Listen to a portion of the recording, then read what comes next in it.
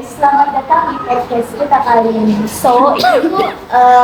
Kita mau bahas topik yang cukup lumayan serius dan penting banget gitu kan. Temanya itu kesenjangan kualitas layanan kesehatan di Indonesia. Bareng gue Ica dan di sini ada Michelle, Via, Ramzi, Zaki, dan Andrew. Sebelum itu gimana guys kabar kalian semua, sehat kan? Aman, Ca. Ini tuh kayak topiknya berat banget nggak sih kalau buat kita bahas?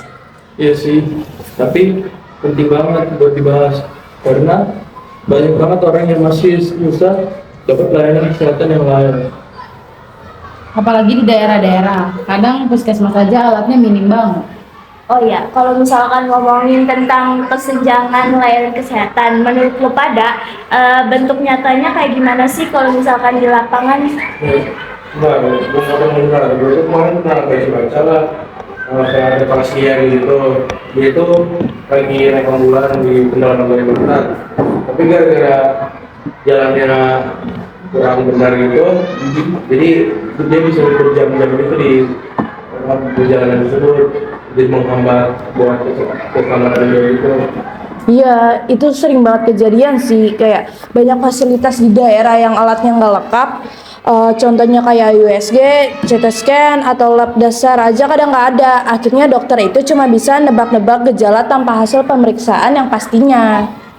Itu berbahaya banget sih, soalnya penyakit kayak jantung, TBC, dan kanker butuh diagnosis yang cepat dan akurat. Makanya pasien di kota bisa cepat tertolong, sedangkan di desa bisa terhambat cuma gara-gara alatnya nggak ada. Tapi kalau dipikir, kenapa bisa kayak gitu ya? Emang kayak anggaran pemerintah itu kurang, atau sistemnya aja yang belum beres? Menurut gue sih dua-duanya ya. Pertama, anggaran dan fasilitas kesehatan masih belum rata. Kedua, banyak tenaga medis yang milih kerja di kota karena gajinya lebih tinggi dan fasilitasnya tuh lebih lengkap. Setuju. Data terakhir aja nunjukin kalau sebagian besar dokter di Indonesia ngumpulnya di Pulau Jawa. Padahal di luar Jawa banyak banget masyarakat yang butuh pelayanan medis juga. Belum lagi soal obat-obatannya. Itu obat-obat banyak di daerah yang kecil itu obat-obat yang penting itu kayak cepat bakal habis gitu dan susah buat di stok kayak gitu.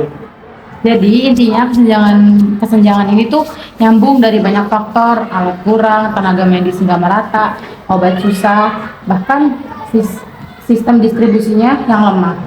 Kalau lo pada nih ya disuruh kasih solusi, kira-kira apa yang paling masuk akal buat diterapin?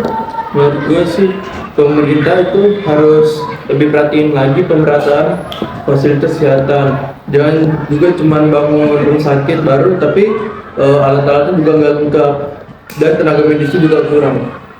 Bener sih, selain itu distribusi obat juga harus dibenerin tuh, karena kadang obat udah dikirim tapi nggak nyampe karena sistem logistiknya yang ribet banget. Kayaknya kalau menurut gue teknologi bisa sih, soalnya ya dengan contohnya Halodoc dan sejenisnya gitu, kayak bisa konsul kedokteran online HP gitu. Iya, tapi tetap aja harus didukung jaringan internet yang bagus, soalnya banyak daerah terpencil sinyalnya masih lemot banget.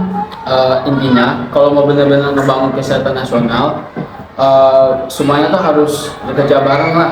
Bukan cuma pemerintah doang yang kerja, tapi juga tenaga medis, masyarakat, dan juga teknologi lah. Wah, obrolan kali ini keren banget sih. Jadi jelas kesenjangan layanan kesehatan itu bukan cuma soal kurangnya alat dan obat, tapi juga tentang pemerataan kesempatan dan perhatian. Semoga aja sih kedepannya semua daerah bisa dapat pelayanan yang layak, nggak cuma kota-kota yang besar aja. Setuju. Karena soalnya kesehatan itu hak untuk semua orang, bukan cuma yang punya uang atau tinggal di kota doang. Amin, karena semua orang berhak buat sembuh dan hidup sehat. Dan semoga ya lewat obrolan kita ini semoga banyak orang sadar pentingnya pemerataan kesehatan. Yap, kalau bukan kita mah yang peduli siapa lagi? Setuju banget. Oke guys, makasih udah dengerin podcast kita hari ini. Sampai ketemu di podcast selanjutnya. Stay healthy and stay safe. Bye. Bye.